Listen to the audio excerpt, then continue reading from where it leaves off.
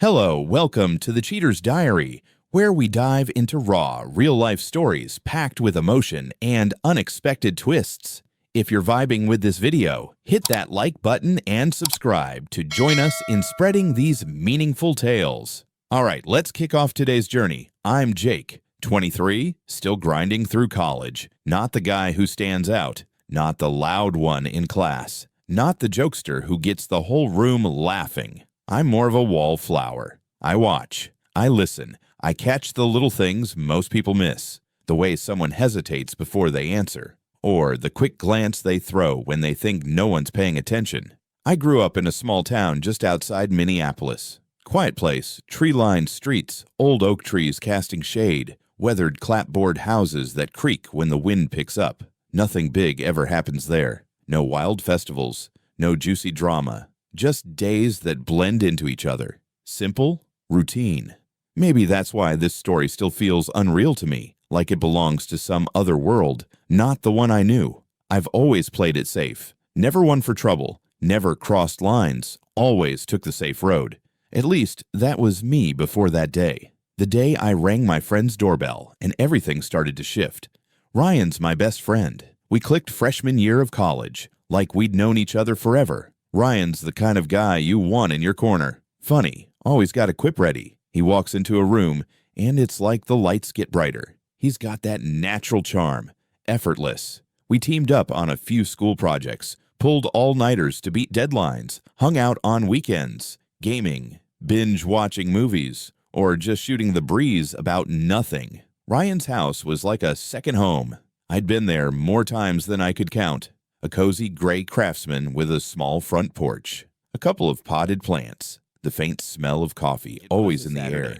Afternoon, Ryan and I had plans to meet up. We were working on a business class presentation, a group project that was driving us both nuts. Ryan texted me that morning, said he had a shift at work, might run late, told me to head over anyway. His mom would be home. I didn't think much of it, just shrugged. Texted back, "Cool, I'll swing by."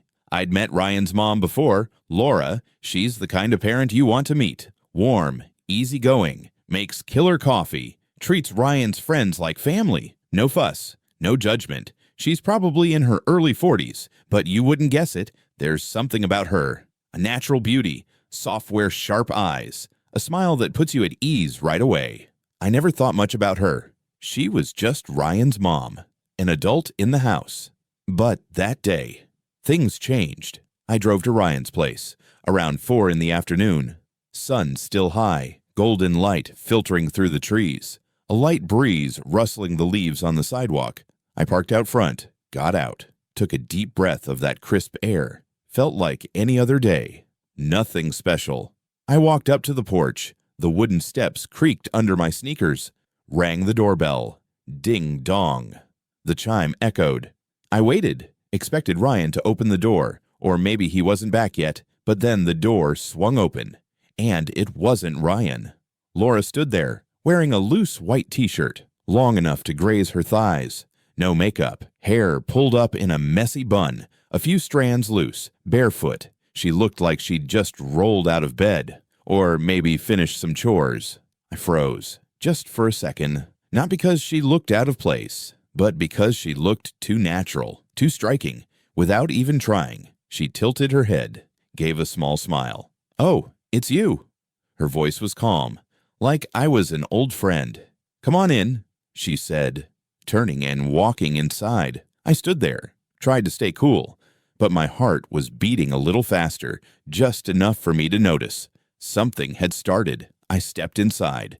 The door clicked shut behind me. That familiar coffee smell hit me, mixed with a hint of sweet vanilla. The living room glowed in the afternoon light. Sunbeams slipped through the curtains. Dust motes floated in the air, like a scene from a quiet movie. Laura walked ahead. Her t-shirt swayed lightly with each step. I tried not to stare, but my eyes wandered, just for a second. I told myself, this is Ryan's mom.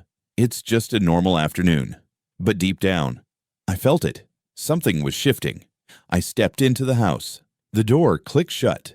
The living room was bathed in soft afternoon light. Golden rays streamed through thin curtains. Dust motes danced in the air. The faint scent of coffee lingered, laced with a touch of vanilla. Laura walked ahead, her loose white t-shirt brushed just above her thighs, bare feet gliding over the hardwood. I tried not to look, but my eyes betrayed me. Just for a second, my heart picked up. I told myself, this is Ryan's mom. Just another day. But that feeling. It wouldn't listen. Laura turned around, tilted her head.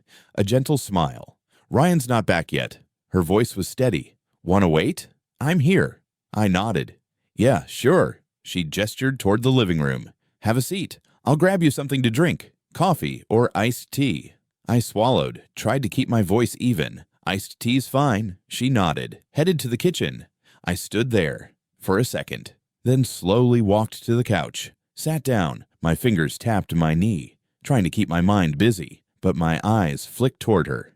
In the kitchen, she moved with ease, like it was second nature. Opened the fridge, pulled out a pitcher of iced tea, poured it into a glass. The ice clinked against the sides, a small sound, but it filled the quiet. She came back, 2 glasses in hand. "Here," she said, a quick smile. I took the glass. Our fingers brushed, just for a moment, but it jolted me. I mumbled, "Thanks." She didn't say anything, just sat down, across from me, a small coffee table between us. I took a sip.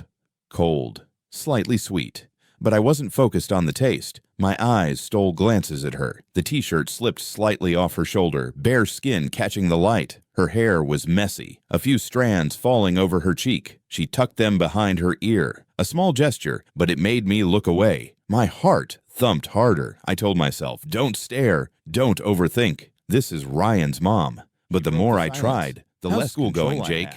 Her voice was soft, genuine. I looked up, met her eyes, sharp but warm. I gave a half smile. "It's all right. Crazy busy, though. This project with Ryan's kicking our butts." She nodded, sipped her tea. "Ryan mentioned it. You two are partners, right?" I nodded. "Yeah, but he's kind of a slacker sometimes." She laughed, a light, clear sound, like wind chimes. "Oh, that's Ryan. Always been like that," she said, her eyes sparkling. "When he was little, he'd draw all over the walls with crayons, called it his masterpiece." I chuckled, picturing a tiny Ryan with a smudged face. The tension in me eased. A little. We talked. About school, about Ryan, about random stuff. She shared stories from her college days, late-night study sessions, wild parties. I talked about the pressure of grades, trying to figure out my path. She listened, really listened. No interruptions, no judgment, just a nod here, a smile there. I felt it. A connection, small but real. I forgot I was talking to Ryan's mom. It was just someone who got me. A quiet settled in, not awkward, just natural. She looked at me. Her gaze lingered a bit longer than usual. I looked back, just for a second, but my heart skipped. She smiled softly. "I must look like a mess, huh?" she said, tugging at her shirt. "Just finished cleaning. Didn't even change." I shook my head, stumbled over my words. "No, you look fine." I bit my lip, wished I could take it back, but she laughed. That gentle laugh. "Relax, Jake. I'm just teasing." My face warmed. I looked down, sipped my tea, tried to hide the fluster. My phone buzzed. A text from Ryan. He'd be another hour. I looked up. "Ryan says he's running late." Laura nodded. "Figures, you want to head out later or stick around?" I hesitated, looked at her. Her eyes were still warm, but there was something else. A spark. "I can stay," I said, my voice quieter than I meant. She smiled. "Good. I'm kind of bored. Nice to have someone to chat with." She stood up, walked to the TV stand. "You into old movies? I've got some black and white classics." I nodded. "Sure, why not?" She picked a disc, popped it in, came back to the couch, sat at the other end. A bit of space between us. The movie started. Soft piano music, grainy visuals. But I wasn't watching. My eyes kept drifting to her. She was curled up, legs tucked under her, hugging a pillow. The TV's glow lit up her face, highlighting her soft features. I looked away, tried to focus on the screen, but then I looked again. She caught me, just for a second. Our eyes met. No words. But the air shifted, thicker, like an invisible thread was pulling us closer. Half an hour into the movie, she turned to me. "You cold? I can grab a blanket." I shook my head. "Nah, I'm good." But she got up anyway, grabbed a thin blanket, tossed it my way. "Take it. This room gets chilly at night." I smiled. "Thanks." The blanket landed on my lap, software smelling faintly of lavender. She sat back down, but this time, a little closer, just enough for me to notice. We kept watching, or pretending to. She'd laugh at something on screen, make a comment about the characters. I'd respond, trying to sound chill, but my heart was racing every time she shifted, every time she glanced my way. I felt it. A line. Thin. Right there. We hadn't crossed it, but we both knew it was there. Waiting. And I wondered, would I dare step over? I drove home, my mind blank. But Laura's image wouldn't leave. Her smile, her eyes catching the dim light of the movie, the quiet between us. It clung to me, like an old song stuck in my head. I told myself, forget it. She's Ryan's mom. It was just an afternoon, a moment, but deep down, I knew. It wasn't that simple. I tried not to think about her, but every time I closed my eyes, I saw that white t-shirt, her bare feet, and those eyes. Like they were saying something we both kept quiet. A few days later, Ryan texted. He was running errands with his dad, wouldn't be home all afternoon, told me to swing by and grab a USB for our project. I stared at my phone, thumb hovering over the screen. 1 second, 2, I knew I should wait for Ryan or ask him to email the files, but then I typed, "Cool, I'll stop by."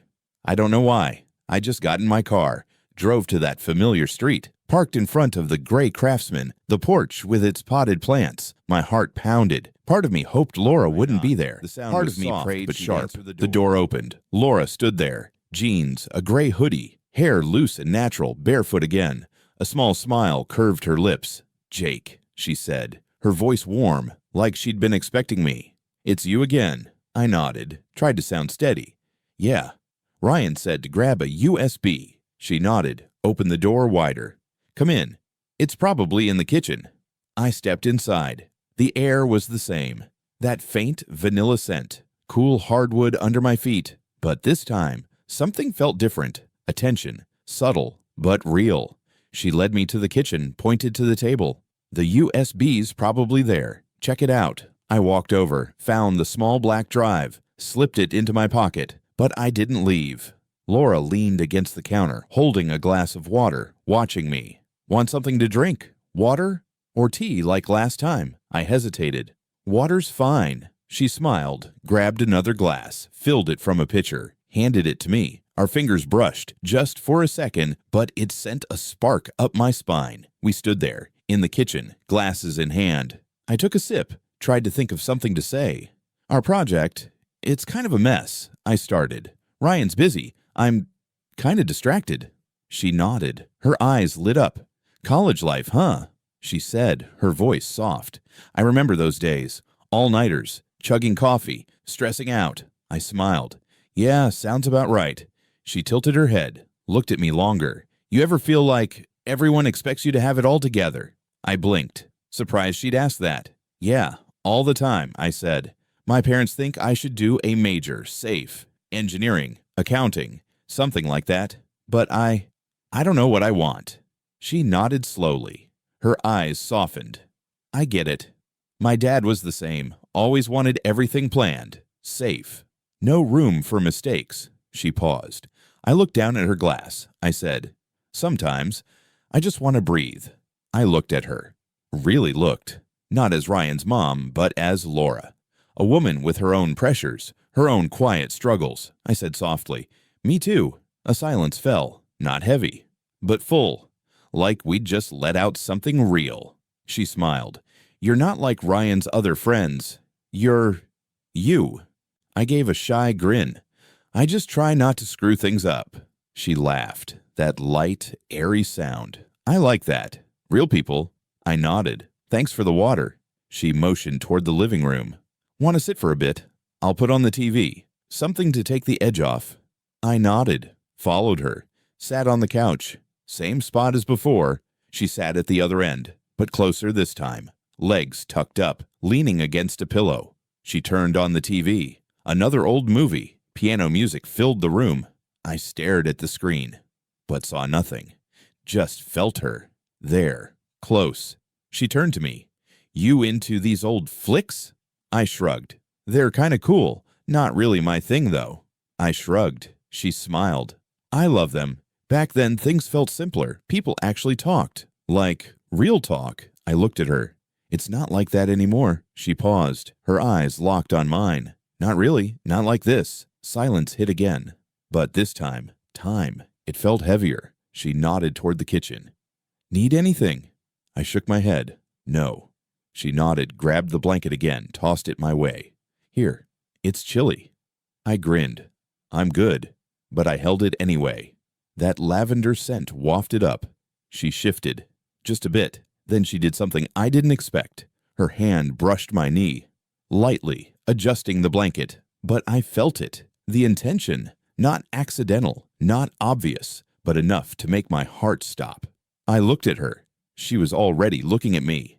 No teasing in her eyes, no games. Just real. I cleared my throat. Laura, do you ever... I didn't finish. She placed her hand on mine. Software deliberate. I know what you're going to ask, she whispered, and I don't have an answer. We sat there, her hand on mine. Time froze. The silence stretched, but it wasn't awkward. It was heavy, full of feeling. I wanted to say something, but couldn't. She let go. Stood up. I need to finish some chores, she said with a quick smile. But I'm glad you stopped by. I stood, legs wobbly. Thanks for the water, I said. Sounded dumb. She laughed. Anytime, Jake. She walked me to the door. I stepped outside. The door clicked shut. A soft sound, but I felt it. Another door had opened. One I wasn't know if I should walk through. We stood in the kitchen, just a few feet apart, but a whole world between us. The kiss still lingered, warm, deep, like a secret we couldn't say out loud. Laura turned away, covered her face with one hand. This can't happen, she said, her voice shaky. We can't do this again. I nodded. I know, but then I heard myself say, I don't regret it. She looked at me, her eyes shimmering. Neither do I, she whispered. I don't regret it, but we have to be careful. I nodded. Sat beside her, not too close, but close enough to feel her warmth. The TV was on, some random show, canned laughter from the audience. But we weren't watching. We just sat there, our feet touching under the blanket. No more kisses, no more touches, just being there, quietly. It was enough to fill the room. I looked at her. Her hair spilled over her shoulders.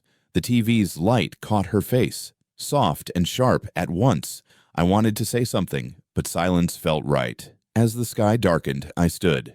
I should head out. My voice was low. She nodded, walked me to the door. As I stepped onto the porch, she leaned in, whispered, If you come back, come alone. I nodded, said nothing. The door closed. That soft click, like a period. But I knew. This wasn't the end. A week passed. I tried to push it all away. Those moments with Laura, the touch, the kiss. But they kept coming back, like waves, crashing in, pulling back. I didn't tell anyone. Not Ryan, not my friends, not even myself. I told myself it was a fluke, a mistake. But then Ryan called. He was heading to Chicago with his dad for the weekend. Told me to grab a folder for our project. I hesitated, thumb hovering over my phone. I knew I should say no, but I was already in my car. I'll stop by. I knocked. Laura opened the door. A long white t-shirt. Hair damp, like she'd just showered. A faint scent of soap. She looked at me, not surprised, just knowing. It's you again, she said softly. I nodded. Yeah, Ryan's folder. She nodded. Come in. I'm alone. Those words, like before, but heavier now. I stepped inside. The house was quiet, just the ticking of a clock. She led me to the kitchen, poured 2 glasses. Wine, handed me one.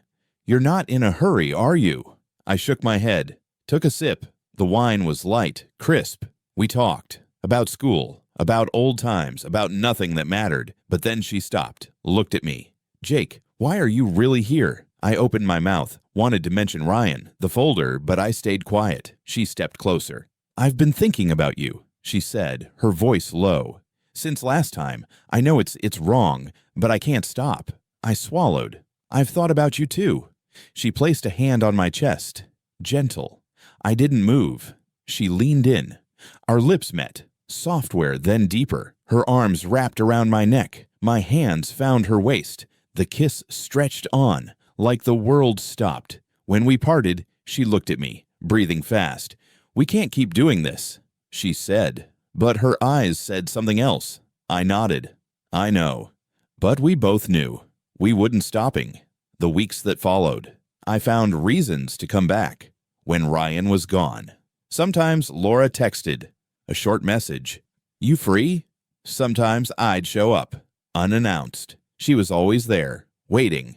We took it slow. It wasn't about rushing. It was quiet afternoons in the living room. Me on the couch, her beside me, our feet brushing under the blanket. Sometimes she'd smile, hand me a coffee, darker than usual, just because it came from her. We'd watch movies, laugh at silly scenes. Sometimes kiss. Light, fleeting kisses. Not demanding more, just connecting. Real, fragile. One evening, music played, an old jazz tune, slow and soulful. She wore a loose sweater, sleeves slipping over her hands. We sat close. I told her about my dad, how he wanted me to be a mechanic, but I didn't want that. She listened. Her eyes never left mine. Then she said, "You make me feel like me again, not just Ryan's mom." I looked at her. "You're always more than that," I said. We kissed. Longer this time. Her hands cradled my face, like she needed to hold on to that moment. So did I. But I felt it. The line, getting sharper. Every touch, every kiss. It was pulling us closer to something we couldn't ignore. One afternoon, she was making tea. I stood nearby, watching her. And I knew. This couldn't last. We were risking too much. Ryan, everything. Her. She turned around, saw me. "You know we can't keep this up, don't you?" I nodded. "Yeah." She sighed.